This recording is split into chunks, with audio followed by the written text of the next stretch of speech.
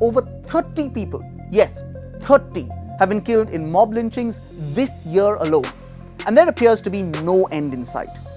Could a new law on mob lynchings be the solution to this crisis? The situation, after all, has got so bad that the Supreme Court has had to pass a judgment on it, in which they noted the horrendous acts of mobocracy cannot be permitted.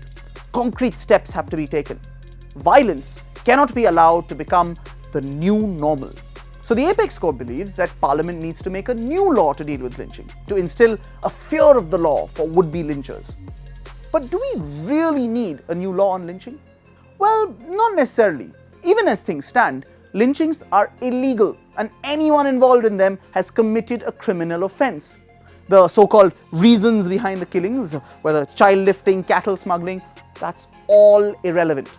It doesn't matter even if the mob was right. No matter who the victims were, nobody can take the law into their own hands.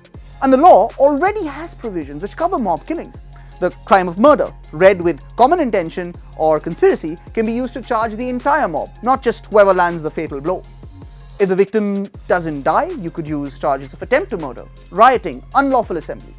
And all these apply even if the mob didn't originally intend to kill the victim. So, adding a new offense of mob killing or mob lynching to the IPC, as the government is reportedly planning, doesn't change very much. There's more to this culture of lynching that is plaguing India than just garden variety murderousness, after all. Coming up with a law could very easily just become a quick fix solution that makes us think something has been done and so, fails to address why these killings take place or how they can be stopped. Dealing with those root causes is how you solve the problem. Take the USA, for example. The civil rights movement and better law enforcement is what stopped it from being a place termed by Mark Twain as the United States of lyncherdom, not some special law. So a new law isn't a necessity. Of course, just because a special lynching law isn't essential, this doesn't mean it wouldn't be a good thing to have. Even though the USA got rid of its lynching problem without a special law, the underlying problems never went away, and it took a lot of time to solve this. And now, with the resurgence of white supremacism in America, black legislators have in fact called for lynching to be officially recognized as a hate crime and treated with due seriousness.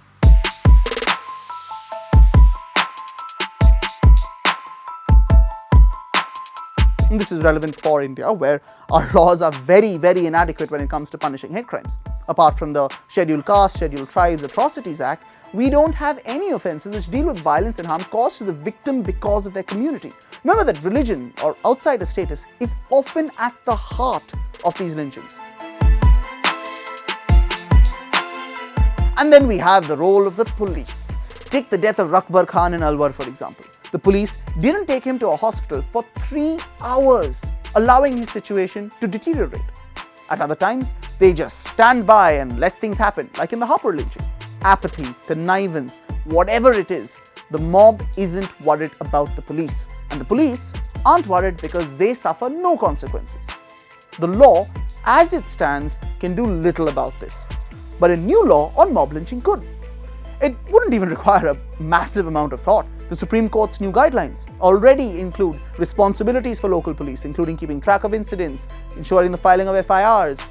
The draft Manav Suraksha Kanun, drafted last year by activists and lawyers, also contains some good suggestions for making the police accountable, including specific offences for dereliction of duty. A new law could also ensure that lynching cases are fast-tracked and monitored by the High Courts or the Supreme Court. This would mean that they don't just get lost in trial court limbo like the Muhammad Clark case, or see the convicts released on bail, to be garlanded by politicians like Jayant Sinha. It could also ensure that there are appropriate punishments for sharing material which instigates mob violence. Putting all of this under one special law could make prosecutions a lot easier and ensure that justice, including compensation for the victim's family, is actually done. Of course, law or not, the most important thing right now is having the political and administrative will to deal with this madness. But with the Prime Minister who steadfastly remains silent and a ruling party whose members are happy to support lynchers, there appears to be little to stop us from becoming the Republic of Lynchers.